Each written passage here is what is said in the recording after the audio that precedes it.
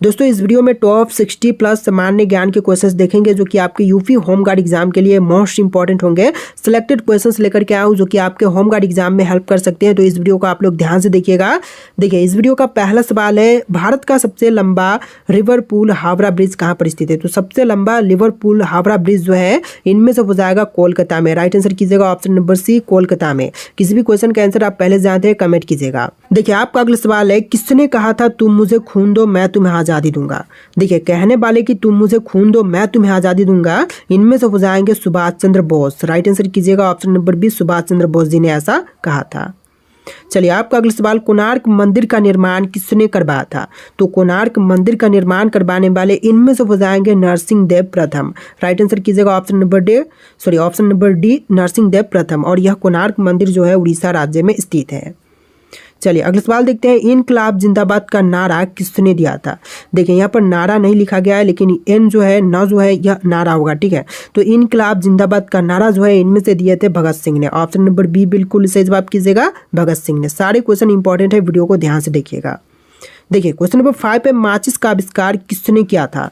दोस्तों माचिस के आविष्कारक जो है इनमें से हो जाएंगे जॉन वॉकर। ऑप्शन नंबर ए बिल्कुल सही जवाब कीजिएगा, जॉन वॉकर जो कि माचिस के आविष्कारक हैं।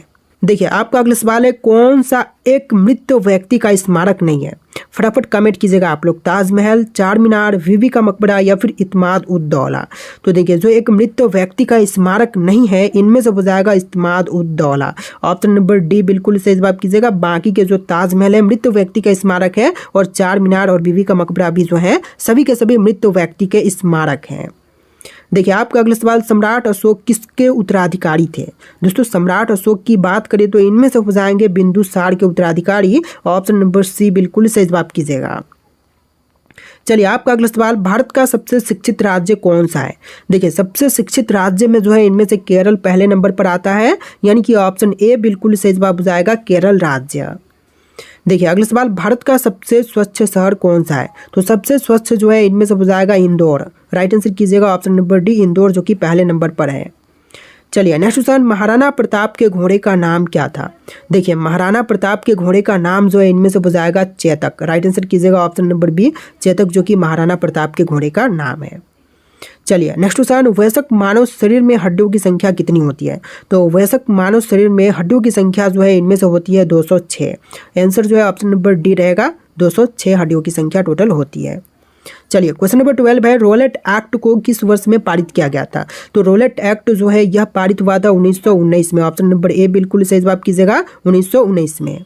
देखिए क्वेश्चन नंबर 13 है, भारत की सबसे लंबी नदी कौन सी है? दोस्तों भारत की सबसे लंबी नदी जो है इनमें से हो जाएगा गंगा नदी। राइट आंसर कीजिएगा ऑप्शन नंबर ए, गंगा जो कि भारत की सबसे लंबी नदी है। देखिए आपका अगला सवाल, सौर मंडल में कुल ग्रह की संख्या कितनी है? तो सौर मंडल में ग्रहों की संख्या जो है टोटल हो जाएगा 8, यानी कि राइट आंसर कीजिएगा ऑप्शन नंबर डी, 8 ग्रह टोटल है सौर मंडल में। देखिए आपका अगला सवाल, भारत की सबसे चौड़ी नदी कौन सी है? तो इनमें से सबसे चौड़ी नदी की बात करें तो राइट आंसर रहेगा ऑप्शन नंबर डी, ब्रह्मपुत्र जो कि सबसे चौड़ी नदी है। आंसर आपका ऑप्शन नंबर डी रहेगा।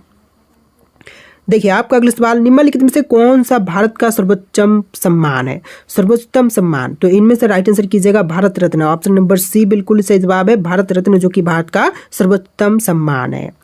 देखिए आपका अगला सवाल, सिलेंडर में कौन सी गैस भरी जाती है? तो सिलेंडर में जो गैस भरते हैं इनमें से हो जाएगा methane gas. Option number D बिल्कुल सही जवाब कीजिएगा, मीथेन गैस जो है सिलेंडर में भरी जाती है। देखिए आपका अगला सवाल है, गुब्बारे में कौन सी गैस भरी जाती है?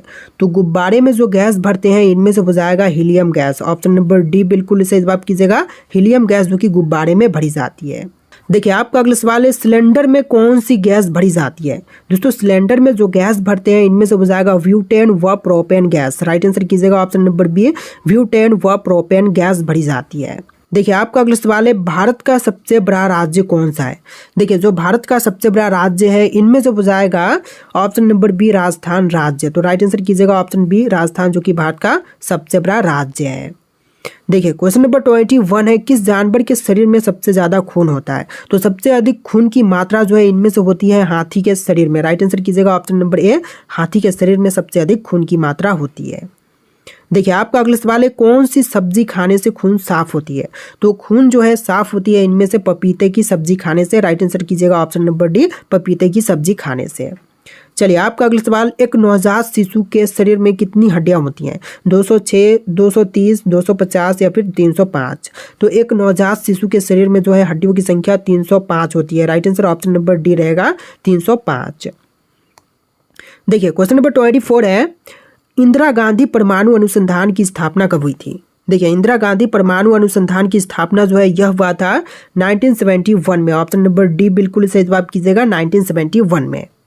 देखिए क्वेश्चन नंबर 25 है, बाल दिवस कब मनाई जाती है? दोस्तों बाल दिवस जो है इनमें से मनाते हैं 14 नवंबर के दिन। राइट आंसर कीजिएगा ऑप्शन नंबर डी 14 नवंबर के दिन। चलिए आपका अगला सवाल, पटना का प्राचीन नाम क्या था? तो पटना का प्राचीन नाम इनमें से हो जाएगा पाटलिपुत्र, यानी कि ऑप्शन नंबर ए बिल्कुल सही जवाब कीजिएगा, पाटलिपुत्र। देखिए अगला सवाल, पृथ्वी से दिखाई देने वाला सबसे चमकीला ग्रह कौन सा है? तो यहाँ पर राइट आंसर कीजिएगा ऑप्शन नंबर बी शुक्र ग्रह, जो कि पृथ्वी से दिखाई देने वाला सबसे चमकीला ग्रह है। चलिए क्वेश्चन नंबर 28 है, मुगल वंश की स्थापना किसने की थी? तो मुगल वंश की स्थापना करने वाला इनमें से हो जाएगा बाबर। राइट आंसर कीजिएगा ऑप्शन नंबर बी बाबर, जो कि मुगल वंश का स्थापना करने वाला है। देखिए अगला सवाल है, पाकिस्तान की राजधानी का नाम क्या है? तो पाकिस्तान की राजधानी जो है इनमें से हो जाएगा इस्लामाबाद, यानी कि ऑप्शन बी बिल्कुल सही जवाब रहेगा, इस्लामाबाद, जो कि पाकिस्तान की राजधानी है। चलिए क्वेश्चन नंबर 30 है, पहला लाइट बल्ब किस देश में बनाया गया था? तो विश्व की पहली लाइट बल्ब जो है इनमें से बनाया गया था अमेरिका में। ऑप्शन नंबर डी बिल्कुल सही जवाब हो जाएगा, अमेरिका देश में सबसे पहला लाइट बल्ब बनाया गया था। चलिए क्वेश्चन नंबर 31 है, ऑक्सीजन का रासायनिक सूत्र क्या है? तो ऑक्सीजन का रासायनिक सूत्र इनमें से हो जाएगा O2। राइट आंसर कीजिएगा ऑप्शन नंबर सी O2। चलिए नेक्स्ट क्वेश्चन, भारत का राष्ट्रगान किसने लिखा है? तो भारतीय राष्ट्रगान लिखने वाला इनमें से हो जाएगा Rabindranath Tagore. Right answer option number C रहेगा, रविंद्रनाथ टैगोर।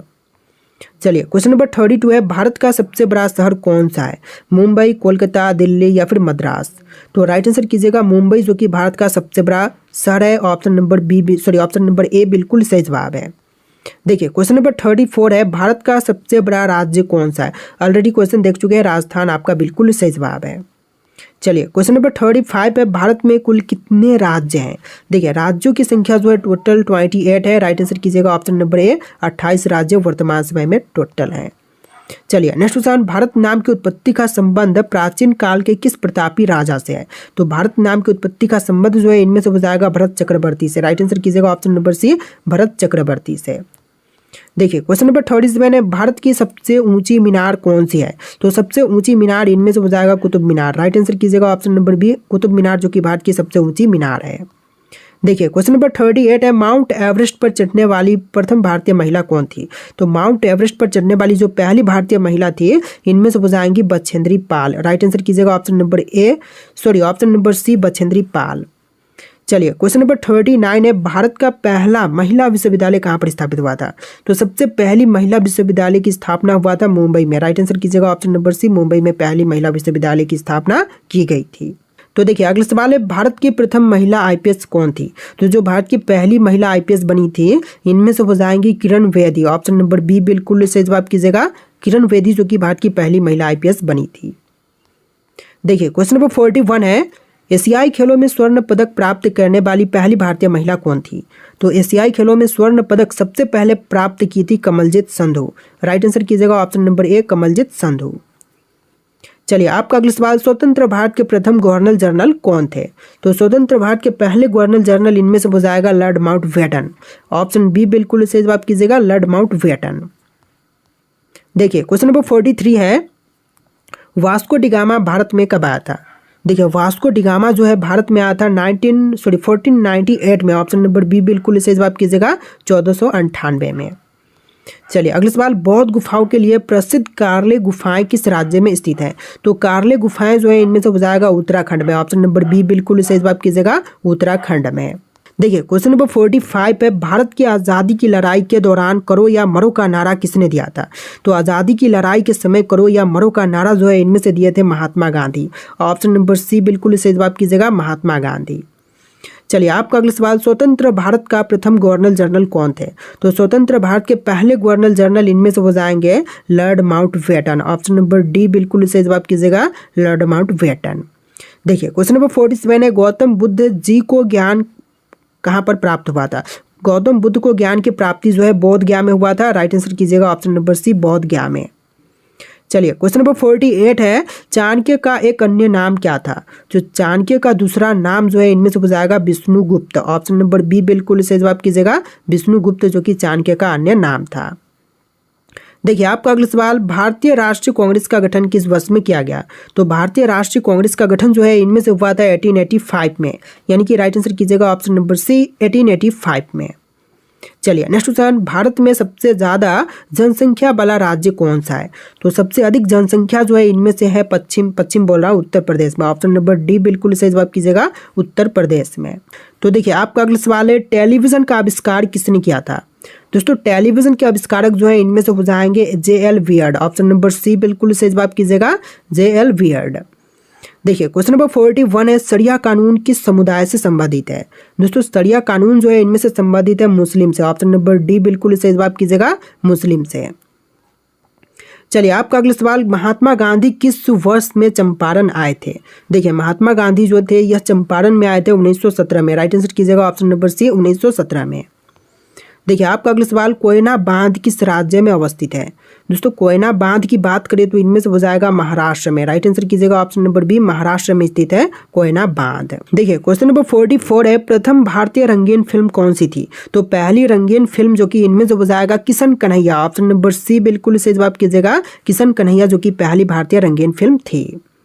चलिए क्वेश्चन नंबर 45 पे, कौन सा पक्षी केवल बारिश का ही पानी पीता है? तो केवल बारिश का पानी इनमें से पीता है चातक। राइट आंसर कीजिएगा ऑप्शन नंबर बी, चातक जो कि केवल बारिश का पानी पीता है। देखिए आपका अगला सवाल, कौन से ग्रह पर सूर्य पश्चिम की तरफ से निकलता है? तो देखिए सूर्य जो है पश्चिम की तरफ से इनमें से निकलती है अरुण ग्रह पर। राइट आंसर कीजिएगा ऑप्शन नंबर ए, अरुण ग्रह पर सूर्य जो है पश्चिम की तरफ से निकलता है। देखिए आपका अगला सवाल, कौन से देश में सबसे ज्यादा झीलें हैं? तो सबसे अधिक झील जो है इनमें से हो जाएगा फिनलैंड में। ऑप्शन नंबर सी बिल्कुल सही जवाब कीजिएगा, फिनलैंड में। चलिए अगला सवाल, भारत में निर्मित सबसे पहला कंप्यूटर का नाम क्या था? तो भारत में निर्मित पहले कंप्यूटर का नाम जो है इनमें से हो जाएगा सिद्धार्थ। ऑप्शन नंबर सी बिल्कुल सही जवाब कीजिएगा, सिद्धार्थ। देखिए आपका अगला सवाल, तैरता हुआ राष्ट्रीय पार्क कौन से प्रदेश में है? तो तैरती हुई राष्ट्रीय पार्क जो है इनमें से हो जाएगा मणिपुर में। ऑप्शन नंबर डी बिल्कुल सही जवाब कीजिएगा, मणिपुर में। चलिए अगला सवाल, भारत की सबसे साफ नदी कहाँ पर स्थित है? तो सबसे साफ नदी जो है इनमें से हो जाएगा मेघालय में। ऑप्शन नंबर बी बिल्कुल सही जवाब कीजिएगा, मेघालय में स्थित है सबसे साफ नदी। तो देखिए आपका अगला सवाल है, हीराकुंड बांध किस नदी पर अवस्थित है? हुगली, बराकर, महानदी या फिर दामोदर पर? इनमें से राइट आंसर आप लोग कमेंट कीजिएगा। टोटल इस वीडियो में 60+ सामान्य ज्ञान के क्वेश्चन थे जो कि आपके यूपी होमगार्ड एग्जाम के लिए मोस्ट इंपॉर्टेंट होंगे। इस वीडियो को आप लोग लाइक करके चैनल को सब्सक्राइब कर लीजिएगा। चलिए फिर मिलते हैं नए वीडियो में।